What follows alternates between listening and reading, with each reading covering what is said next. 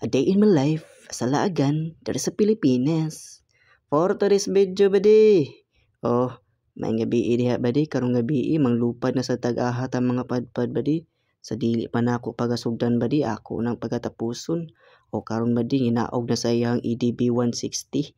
Tanawan ninyo badi kay mulusob na, sus pastil kuyawa aning tawhana Pag human na mo kapit sa 7-Eleven badi, ni diretso na dayon mi sa mo ang target nga resto badi.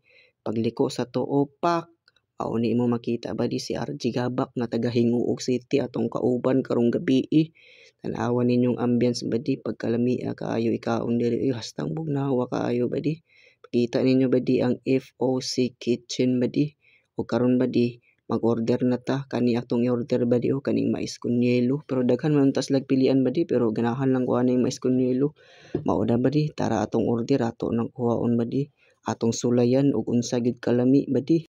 Ni ara giaprihan na, gitilawan na, pero kani badi ba kaning pan ganahan ko ani kay mura sa combination sa torta ug pastel, hastang lamia paborito na nako badi gyud.